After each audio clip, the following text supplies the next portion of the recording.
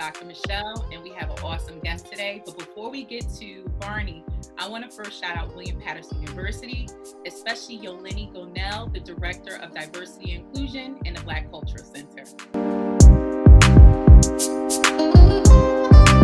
Varney, Jallah, I actually love having you here. I've known you for many years. You are a real estate agent. Correct. You are a credit coach, and you are also the author of The Not So Secret Guide to Boost Your Credit Score. I actually have a copy of it right here. Absolutely. So now, what inspired the book? So what inspired the book, Shelly? My background. I worked in the financial industry for 10 years. Okay, and once I got into the financial industry, I actually realized that anything that you had to do, they was always checking your credit for it. Okay, so I was like, man, we haven't learned about this in high school. Definitely didn't learn about it in college. So from there, I pretty much started doing my research on it. Okay, is there any information out there where I can learn about this? Come to find out, there's not a lot of information out there. Once I started learning the ins and outs about credit, from there I started doing my research, started documenting different things and so on and so forth. Then from there, I started helping my friends and family with their credit. And next thing you look, a lot of people started coming to me, hey, why do I need help with this? And I was like, man, I can't really take on all these clients. What can I do to be able to give that information, put that information back out there? And that's how I came up with it. And that's when I came up with this book. I actually been doing this for, I want to say 7 years now. I actually been doing it on the side for like 7 years, just helping family and friends. But the opportunity presented itself a few years ago for me to leave corporate, and I opened up my own firm. And my firm is pretty much is designed to help individuals that's trying to take control of their financial situations to be able to purchase a home, purchase a car, or start a business. When it comes to your credit score, how does it really impact your interest rates when you're trying to purchase a home? And then how does that impact your monthly payments over time? Great question, Dr. Michelle. So it all depends on what type of loan. You're getting for your mortgage. So first time FHA loan, the requirement. It can be as low as 580. I think ever since COVID, they actually increased the requirements up to, I think it's about 680. Yeah. And some banks are even asking for a 700 credit score. Okay, and some people might use a conventional loan, which the requirement's a little bit higher. So let's just say you have an individual that purchased a home with a 680 score, the bare minimum 680 score. So that individual might be paying 5% on their loan. And let's say you have an individual here that purchased a home with a 760 credit score. So the same loan amount, same loan.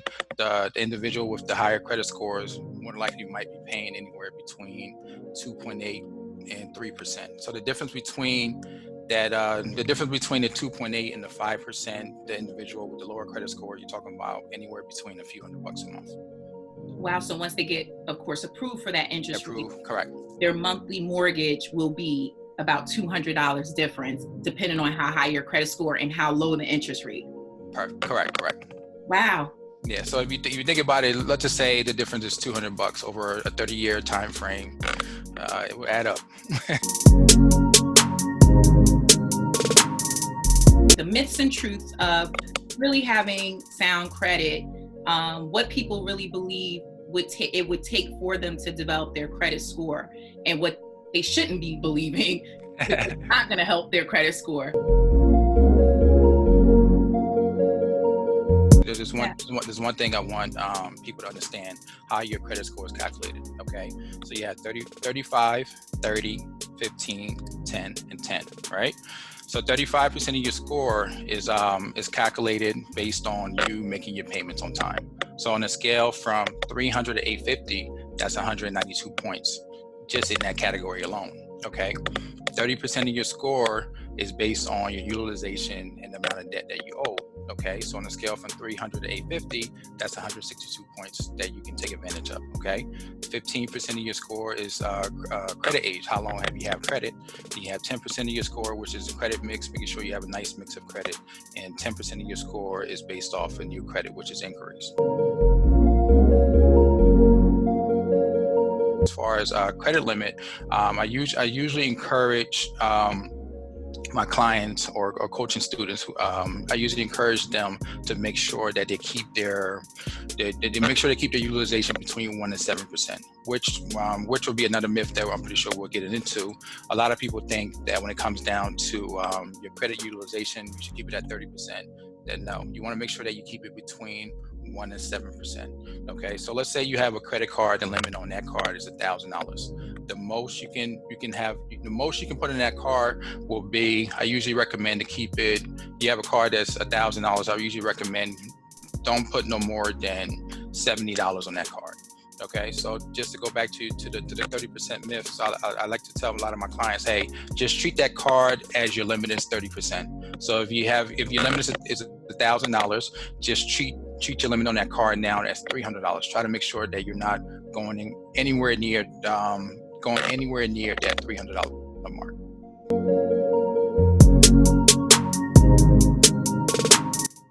I love that advice, because oftentimes people believe that if they've been approved for a certain credit limit, they can utilize the entirety of that credit. That's a really bad presumption. You cannot do that. 30% may be what people think is right, but you're saying it's even as low as 1% to 7% usage of that particular limit.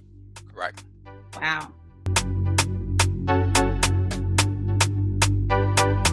What is the significance of the closeout date on your credit? Great question, Michelle. Which is that actually is another myth that's out there. So a lot of people think like, hey, I should pay my credit card by the due date. Okay, so you always want to make sure that you pay off the balance by the statement closing date. So you have your statement closing date, which is usually probably about 10 or 15 days before the due date. And in order for you to find your statement closing date, you definitely want to contact your credit card company and just find out, hey, when exactly is the statement closing date? You can usually find it on your statement bill as well. Okay, so you always want to make sure that you pay off that balance by the statement closing date. Here's an example I usually show to my clients, or when I'm doing a presentation. Here's an example that I usually show just to give you a better understanding on why you should make your payments before the statement closing date compared to you making your payments on the due date. Okay, so this little graph here is pretty much showing you how your credit card is calculated. Okay, so you pretty much you're spending. Then you have your statement closing date here. Okay, continue to spend. Then you have your due date here. Okay, you pay off the balance, then your balance drops. Okay. Then you repeat the cycle again. You spend. You have your statement closing date here. Continue. Then you have your due date here. You pay off the balance. Your balance drops. Okay. I'm gonna do it one more time. You spend. Have your statement closing date here. Then you have your due date here. Then you pay it off. Okay. You can see that? I can. Okay. So I feel like a professor here. Okay. You look like you're doing a good one. Thank you. So by you paying off your balance before the statement closing date, right here. Okay. You're always going to, the credit card company is always going to report a low balance. Okay. But if you continue to make your payments on your due date right here, the credit card company is always going to report a high balance. Okay. So you always want to make sure that, right here, your statement date, let's say it's the 15th, right? Okay. You always want to make sure you make this payment by the 13th. Got it. Okay. So 2 days before the statement closing date. Statement closing date. You want to make sure you have that payment in 2 days. 2 days before the statement closing date. That would give the credit card enough time for your payments to post and so on and so forth. It's playing on the track. When you look at your statement closing date, what you're suggesting is to identify what that is, and that's generally the last day of your paying period. Is that clear? And correct? Okay, so your statement closing date, here's a good way to remember it. Your statement closing date, whatever balance you have on your statement closing date will be the balance the credit card company reports to the credit bureaus. Okay, whatever balance you have on your due date, that's the amount the credit card company will charge you interest on. So going into credit myths and truths, most people want to pay down their balance to a place where there's no balance at all. Is that good? Is that problematic? If so? So that right there is based on how your scores are calculated. So as far as you paying your balance down to zero, believe it or not, if you pay balance down to zero, you will get some tax on that. When I say tax, as far as your scores will take a little dip on it. So going back to the example I just gave you. So let's say just use the same credit card. You have a credit card, the balance is $1,000, right? So come the statement before the statement closing date. Let's say your balance on there is $100. Okay. So I usually recommend go ahead and pay it off. Pay $98 on there. Okay. Leave the extra $2. Then once your due date comes, pay off the $2 because by you doing it that way, by you paying off the $98, the $2 that's remaining, they're going to report that to the credit bureau saying, hey, your credit card balance is only $2. Then in order for you to avoid paying the interest on that amount, just pay it off by the due date. Okay, so and then go back to that whole up and down pattern of usage. So exactly. Once it goes down to zero, or once it goes down to $100, you pay $98 during the statement closing date, so that you have a remaining balance on there. Yes, but pay it right before your due date, so that you don't have to pay the interest on it. Then go ahead back to your usage plan that you were doing in the same cycle. Exactly. And by you doing that over time, you definitely start to see your scores increase. And even just using that one tip, hey, let me just pay off my credit cards by my statement closing date, over time you'll start to see your scores increase. And anybody that has credit cards can simply just make that small switch. Hey, you know what? Instead of me paying it by the due date, let me just start making my payments before the statement closing date. Then leave a small balance on there. By my due date, I just set up another payment to be able to sweep the balance. That's it.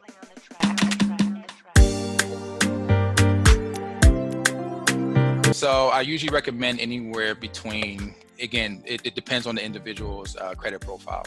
So I usually recommend anywhere between 3 to 5 revolving accounts, because revolving accounts are 65% of your scores. If I have a credit card, I had this credit card for 20 years, I paid it off, I don't want to use it anymore. I feel like I have too many credit cards or whatever the situation is, but I decided to close this particular credit card out. What are your thoughts on that? The worst thing you can do.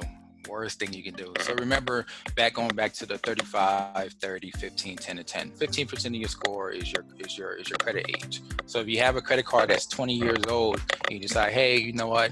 I'm closing out these cards. I don't want these credit cards anymore. Guess what? Now you're losing 20 years worth of credit history.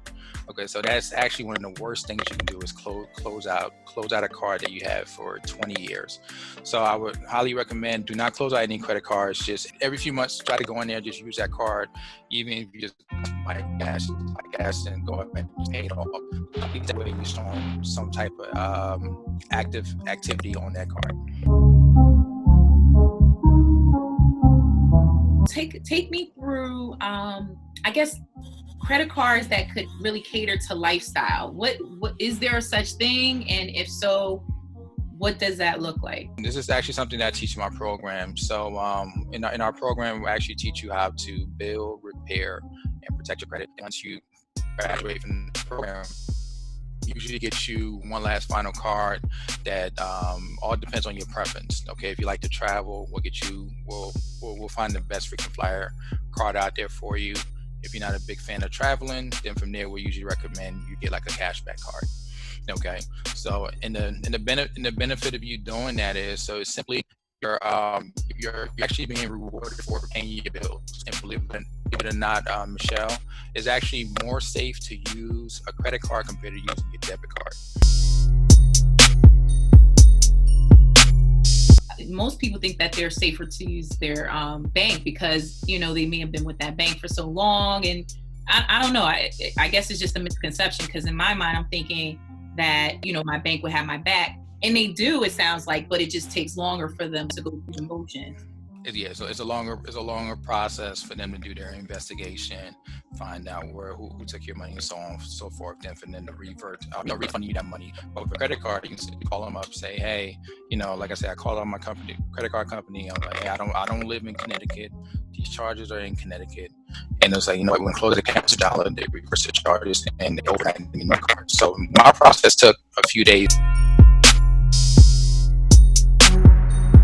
When it comes to, I guess, developing points for the lifestyle cards, which that's what I'm referring to. I don't know if that's for it, but it's like you said, the cashback card.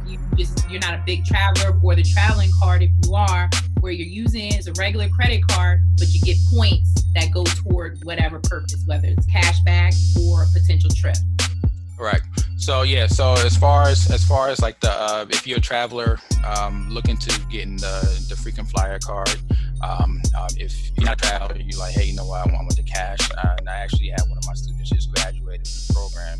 I just left telling her story. So with her particular situation, she was able to go from paying, you know, a car loan, which is paying 20% on with interest. So she was able to refinance, go from paying $500 a month down to $300 a month. She took the extra $200 and put it into a 529 account for her daughter. Then once we got her final card, she chose the option, hey, I want to get a cashback card. So we found her a cashback card. She said, you know what, whatever points and whatever amount of cash I accumulate from this card, I'm going to put that into my Roth IRA account.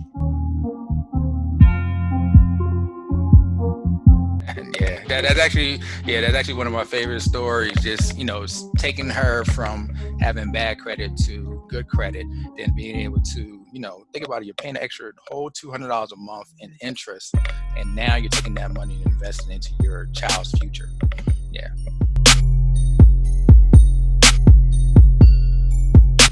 Wow. And that's why I love this whole idea of how credit score is so important, and people know it, but I don't know if they realize just how important it is because of all the money you can save just by having a good credit score, because it impacts your interest rate. Exactly.